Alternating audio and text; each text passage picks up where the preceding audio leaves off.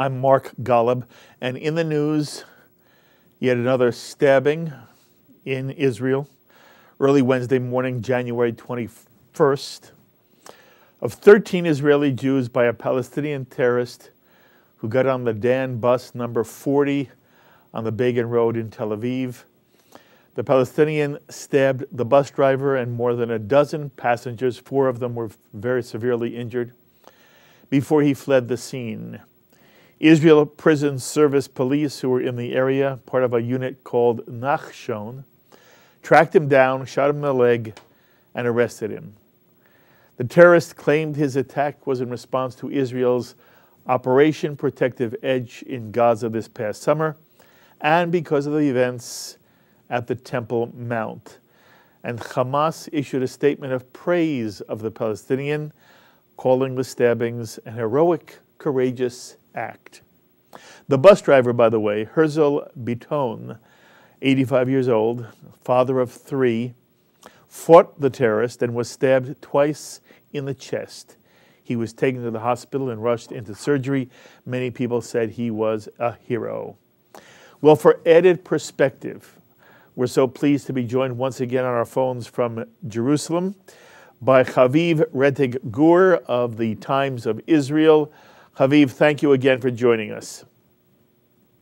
Hi, thanks for having me.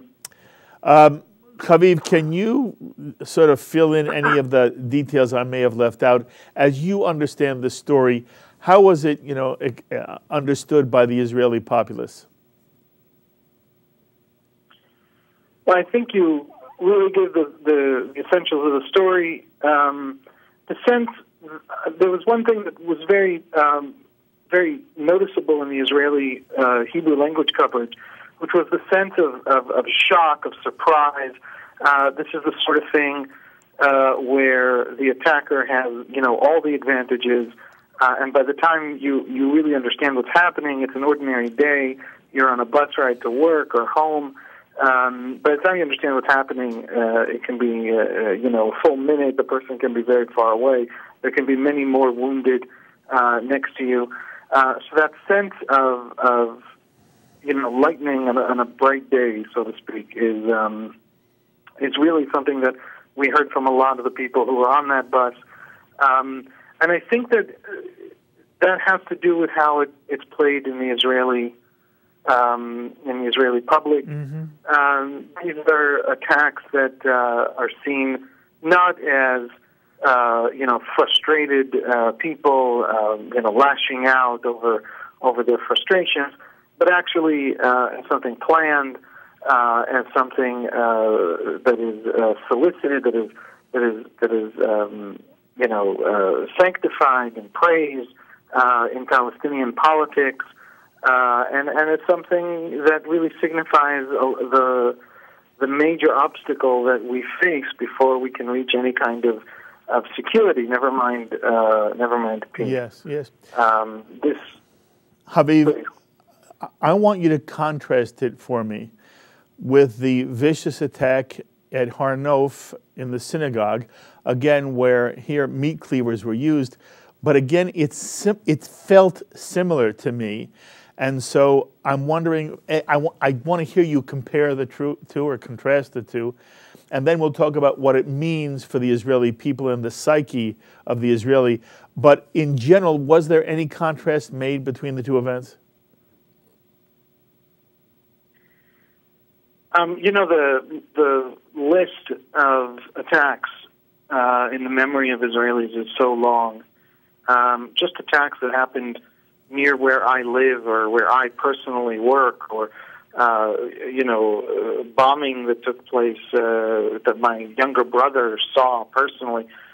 So many Israelis, especially in the large cities, have so many memories that I think it doesn't necessarily get linked to any single one. It's not that Israelis really look at the Har Nof attack and say, it's continuing. There have been, just many. I don't know if we've reached a dozen just in the last few weeks, mostly concentrated in Jerusalem. And I think that just tells us that this is planned. This is something that is a push by certain Palestinian organizations But I think there's one important point of difference with the Har Nof attack, and I think it teaches us a little bit about, who is being sent to commit these attacks, who is choosing and volunteering to commit these attacks, and that tells us what these attacks are about.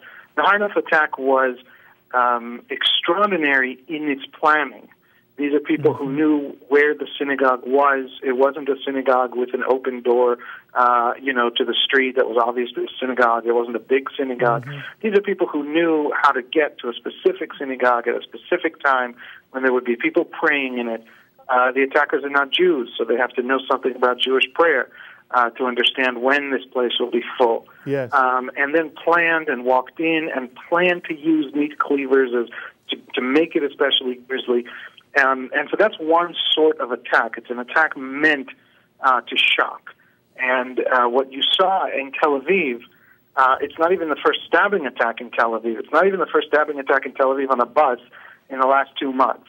But what you saw in Tel Aviv is more of a sort of a lone wolf, less well-planned, certainly inspired by Hamas and certainly inspired by the strategy of terrifying Israelis until they, as the Palestinian terror organizations say, until they leave, until we literally pack up and no longer live in Israel. Yeah. But it's different in that it's not quite as well planned, well thought out. It's not quite the same level of terror infrastructure and organization. They didn't have this whole sort of psychological understanding that you saw in Har Nof, where there really was quite a bit of thinking put into how to make it as grisly as possible, how to make it have as much resonance in the Israeli media and in the Israeli sort of body politic as possible. So how effective is this in terms of what you just defined as the Palestinian goal, to sort of frighten the Israelis and ultimately frighten them so much they'll all say it's time to pack up and leave? Are people now afraid to walk the streets, Haviv? No, not even a little bit. If there's one fact that your viewers need to understand about this conflict, it's this gap. The Palestinian politics are full of this talk of anti-colonial war. They compare themselves to the Algerians who fought a 20-year war against the French and eventually kicked out 1 million French from Algeria, and did it essentially through terrorism. And they talk about how it's going to be a long time, and Israel looks like it's here for a long time. But if we stick it out, and if we make it too painful for the Israelis to stay, eventually the Israelis are all going to leave. This is discourse that is pervasive. It's the fundamental strategy of Hamas. They declare it. They talk about it. They teach the Algerian example in Palestinian schools, even in the West Bank. You hear this from Fatah. It's just pervasive in Palestinian politics. And it's the essential strategy of terrorism. It's why suicide bombings make sense. They make sense because there's this idea that if you raise the cost of staying, eventually the whatever they call us, the colonialist or the invader, the crusader, all these names that they have for us all essentially tell this one message, which is eventually we're going to leave. And if they raise the pain threshold enough above a certain threshold, we'll start going away. Unfortunately, for this strategy, there's a terrible miscalculation. Anti-colonial war has succeeded almost everywhere. Just to be a tiny bit historical for a second, it's really succeeded almost everywhere in the 20th century. All these colonial projects have collapsed. But the strategy depends on the enemy, the colonialists, thinking they're colonialists. They have to feel as though they have somewhere to go. And Israelis don't feel that. Israelis feel that they are. It doesn't matter if you believe in Judaism or if you believe in Jewish history or if you agree with Zionism. It's almost irrelevant. The basic problem the Palestinians have encountered is that we have responded to their anti-colonial strategy, their violence, that terrorism, the way indigenous people would, the way a people that doesn't think it can go back to Paris from Algeria. We don't have a Paris. We only have here. And and we do feel like we're an indigenous people, and we do have our own cities and 2 million school children, and we're dead set on protecting them. And when you start suicide bombing and bus stabbing of people that doesn't think it has anywhere to go, the strategy backfires, and you're going to get a response like you saw from the Israelis. I think that gap between the Palestinian sort of vision of us and the strategy that they've chosen and our response and what we actually are or what we feel we are is the single most important fact about this conflict. The bus stabbing has not changed anything. The next 40 bus that very day went out on time and it was full of people. And that's true of every single bus that has ever been blown up in Jerusalem or in Tel Aviv. It's true of every war. It's true of everything about Israel. You know, the one remarkable thing. There was on the far left of Israeli politics. There was a debate about how Israelis are leaving Israel, and it had a little bit to do with criticism of the economics policies of the government, the high cost of living, but a lot to do with the conflict with the Palestinians. But then all these numbers came out for the last 10 years from the immigration authorities and from the Interior Ministry, and it turns out that migration from Israel, Israelis leaving Israel, is at the lowest rate it's been in 30 years, since the 80s. Israelis are not leaving. Secular Israelis are having the highest number of kids per family in the entire Western world. Never mind if you get into religious Israelis and ultra-Orthodox Israelis. Israelis are very optimistic about their future. Gallup polls constantly see Israelis saying that they're some of the happiest people in the world. So it's not working. And I think that the fact that it's not working might be the most important fact that someone needs to know in this conflict. Incidentally, it's the most important thing the Palestinians need to start understanding about this conflict, is how deeply they've miscalculated us. Haviv, that was a brilliant analysis. It's one we in America don't normally hear. I cannot thank you enough just for that little piece. So Mazal Tov, they're just brilliant. By the way, you mentioned that Hamas has, we said already, Hamas has praised the attack, this last stabbing attack. Then you said Fatah as well. One of the things that I was wondering was there any condemnation of the attack out of Mahmoud Abbas, out of the Palestinian Authority? Have you heard how they've reacted to it at all, either condemning it, which we would love, or praising it, which would be horrible? But what have you seen or heard? Well, I don't follow Arabic language media very closely, so let me just say that caveat. But from what is accessible to Israelis, from what Israelis are hearing, there has not been a condemnation of this attack. What there has been is a rejection. Prime Minister Netanyahu said that these attacks in general are Abbas's fault. And he means something a little bit more profound. He means that the Palestinian sort of narrative that refuses to recognize that we have any kind of national legitimacy is the sort of underlying narrative that drives this conflict, sort of what I spoke about a little earlier. And he says that until Abbas changes that tune, then these attacks are a natural outgrowth of it. And the Palestinian Authority has released in its official media today, I think it was actually, just in the last few hours, a rejection and a complaint about Netanyahu blaming Abbas for this. So it's not a condemnation of the attack; it's a condemnation of people blaming him for the attack. I understand. Let's call that an optimist would see that as a condemnation of the attack. Yes. Abbas has condemned terrorism in general in the past, and I think that even Netanyahu has said that terrorism isn't good for Abbas. Abbas doesn't support it. He doesn't fund it. He doesn't try and push it because it's also very destabilizing for his government in the West Bank, which at the end of the day depends on cooperation with Israel.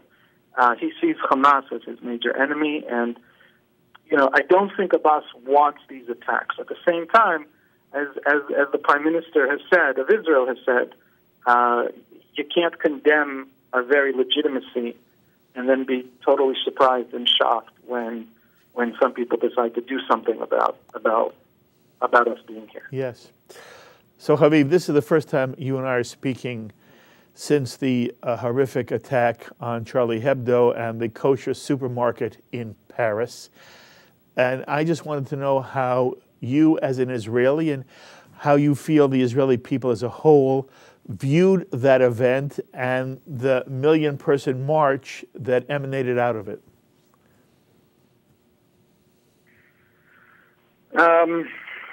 Well, I at the risk of another speech. So I love your speeches. As an Israeli, my understanding of Zionism is not that it is a national movement of the Jews. Theodor Herzl said something a little bit deeper than the Jews need to have a national home. He said that these new mass societies, these new national identities of Europe, they cannot contain minorities. They're these new sort of imagined communities.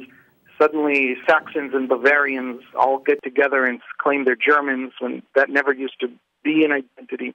No one quite knows what these identities are, and as people start to imagine themselves in these new identities, minorities don't fit. The dissonance with minorities is very painful, and they will be destroyed.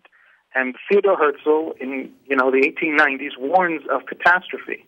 His word was catastrophe. He didn't imagine anything like the Holocaust, but he did imagine the pogroms in the East and things that happened. Hundreds of thousands of Jews were killed in the 20th century in Europe before the Holocaust. Yes. And we've only forgotten because of the Holocaust. Right.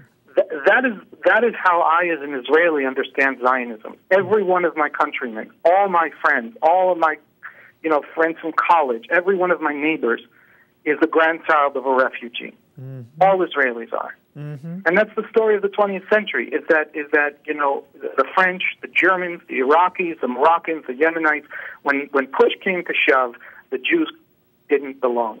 According to them, not according to the Jews. Most Jews tried to stay and couldn't. And that's the story of the 20th century. It turns out that, Europe claims to have learned a lot of lessons from the Holocaust, but we didn't really know that because after the Holocaust there were no minorities in Europe. So the Europeans weren't really tested. The Holocaust so completely cleaned, World War II generally so completely cleaned Europe, ethnically speaking, cleaned in quotes, that only Germans lived in Germany and only Poles lived in Poland. And so we didn't know that Europe had learned lessons. Now that Europe again has this large Muslim minority, one of the remarkable things, in my opinion, about the attacks in Paris is that these are French-born French citizens. These are not immigrants from, Algeria. They were born in France, and they are in their 30s. 30 years ago they were born in France, and still they're not French. They're not marginalized economically. They're marginalized in their identity. Mm-hmm. Millions of Muslims moved to America, but became American and are profoundly American. And you don't see these phenomena happening in America. So they murdered because of an Islamic jihadist, a particular ideology that they and it's evil and it's their fault. But the very fact that many people, there's double-digit percentages of support among Muslims in France for Islamic State. So the very fact that France can so marginalize minorities, now that it has large minorities, it doesn't really know how to make them French. And you compare it with how America treats its minorities, where they become profoundly American. And America, the only place in the world where the Jews didn't go through the 20th century, they didn't get massacred or expelled, it's the English-speaking world. It's Canada, the United States, England. That's really the only place in the world where that didn't happen. As an Israeli, I look at what's happening to France, and I think that the Jews are the first victim, but there's a deeper victim, and that is the French ability to have minorities. I look at this as, Theodor Herzl's warnings from 100 years ago. They're still very true, and France is profoundly at fault for the fact that people can be born again, not these terrorists who, as individuals, subscribed to an ideology and went off to kill people. Yes, but these terrorists have sympathy of millions of French citizens, and that's the fault of French society. Yes. I don't know that in a society that can't incorporate the Muslims, and in a society where Jews are scared to walk in the streets because of the Muslim attacks, but also because of, the rise of I think the Front National, the far-right party in France, won 30-something% of the vote in the last election. Europe is in real danger, and I'm not sure Europe learned any real hard lessons about its own demons in the last 60 years. Yes, and thank God that this time there's an Israel. Yes. Well, to the contrary, it seems like Europe has learned nothing. So we saw Prime Minister Netanyahu in the front of the march. I heard he was ambivalent about coming, not coming. Then he said he would come. Then President Hollande said, well, if you're coming, I'm going to invite Abbass. And so here comes Netanyahu, and just a few leaders to his left is Mahmoud Abbas, representing the Palestinian people. There is no Palestinian state. But I wondered how you felt about that, how Israelis viewed the fact that there was some kind of tacit equation between Netanyahu and Abbas if they're both at the front of this line that includes Merkel, it includes Hollande, it includes Cameron. Any comment you have about what that symbolized about the movement between the Israelis and the Palestinians over a Palestinian state? I would be much more insulted if I was a Palestinian. The French president did not want the Israeli prime minister there for a very good reason, a reason I profoundly disagree with, but it's a very good one. It's easy to understand. He didn't want to put the attack on the Jews center stage. He didn't want this to be about anti-Semitism. He wanted it to be about an attack on pure Republican freedoms, which you saw in the magazine, and he wanted, all of Europe to gather at his, side and, declare their faith in French republicanism. And to bring in Jews makes it dirty. It makes it a lot more complicated. It makes it a lot harder to just say, oh, somebody doesn't like a satirical magazine, we support satire, or whatever he wanted it to be about. So, Netanyahu really did ruin his party. Netanyahu shows up and he goes to the synagogue and he says, guys, Jews aren't safe in your country. I don't, we just went through the 20th century. What part do you need explaining? And just to minimize the significance of Netanyahu's visit, they invited the Palestinian Authority president. What can I say? The Israelis, they tried to keep out because they didn't want us as part of the message of the march. Even though we exist, we went through the 20th century. We have a voice. Our legitimate voice, and our views are legitimate in this debate over the future of Europe. But nevertheless, they didn't want that. The Palestinians were only there to dig, as a dig to us. I don't really care what the French president thinks about having to bring Abbas there or not. If I was a Palestinian, that would be a much bigger insult. Very interesting. Than not inviting Abbas. I only have a couple of minutes left with you. I want to know what the events in general, the stabbing on the bus and the sense that all of a sudden there is a lot more terrorism in the streets in Israel, might it have any impact on the March elections? And again, we only have a couple of minutes, but speak about the elections in general and whether they're affected at all by the terrorism in the streets these days. I think it's significant, and I'll explain why. The Labour Party on the left has had, I think, 8 leaders in the last 12 years. There's been a huge amount of turnover. They haven't won an election since 1999. And Labour at this moment is polling higher than it has polled in 15 years. And the reason the Labour Party is doing better now than it has done in a generation almost is that they've moved, leader Isaac Herzog has consciously moved to the center. He's expressed skepticism at Palestinian intentions, and he's united with Tzipi Livni from the centrist Hatnuah party. She's a former Likud minister, and he's really tried to move to the center. Now,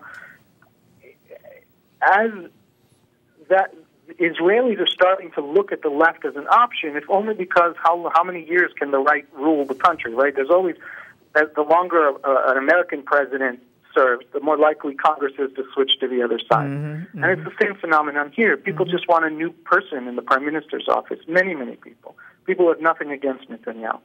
I think that because Labor has a chance to win now, because the race for the very first time is not between two former or current Likud ministers, as every election has been for the last 15 years, but is now actually between the left and the right, that these questions of security really do come in, because Labor does want to reach some sort of peace agreement with the Palestinians. And the Israeli electorate is extremely skeptical. Most of the Israeli electorate, including people who say they're going to vote for Labor, say that we've been there, we've offered, and the response has been terrorism, and the response has been, horrible. We pulled out of Gaza, and the response was rockets. We pulled out of South Lebanon. Every vacuum in the Middle East that you leave nowadays, it's not filled by liberal Jeffersonian democracies. It's filled by Hezbollah. It's filled by Hamas. It's filled by Islamic State. One of the reasons Islamic State is so powerful and growing so quickly is that the United States is pulling out of Iraq and Syria and leaving that vacuum. The Middle East, there's no vacuum in politics, and as vacuums are created in the Middle East, they're filled by these horrible non-state actors that are increasingly, characterize the politics of this region. Israelis are convinced that if we pull out of the West Bank, that's going to happen in the West Bank. And in the West Bank, that means that it's going to happen within mortar range of most of the suburbs of Tel Aviv and the populated heartland of the country. So Labor, the more the security situation deteriorates, and the more people see themselves as having to choose between Likud and Labor and get really worried by the security situation, it might have a very dampening effect on support for Labor. And that's significant because Labor has its best chance in 15 years of actually winning the prime ministership. Okay. So I think it's a very significant factor in these elections. Fascinating. It means that if the election were today, Haviv, you would expect Netanyahu to be forming the next government, correct? I give Netanyahu an 80% chance of forming the next government if the elections are today. His path to putting together that coalition is easier. Having said that, 20% chance that Labor would form the current government is incredible. It's unprecedented. And it suggests that the long-term trend is that we're going back to left-right politics. Okay. The left is coming back. Okay. From really 15 years of being just completely out of the game. Okay. It is wonderful to get your insights. You are articulate, and I said it before, it was a brilliant analysis. And, we're calling you very late at night in Israel, and you go out of your way to make sure you can find a way to speak to me. I am very grateful on behalf of all of our viewers. Thank you, Haviv. You're doing a fabulous job, and I'm going to continue to chase you. Thank you, my friend. Thank you so much. I appreciate it. Be well. The thoughts of Haviv Rettig, journalist for the Times of Israel, who gives incredible analysis. I hope he's helped you see the issue a little more clearly. My thanks again to Sloan Copeland, Serge Goldberg, and today's producer, Ron Jacobson, for this edition of In the News. Until the next time, I'm Mark Golub. Be well, my friends.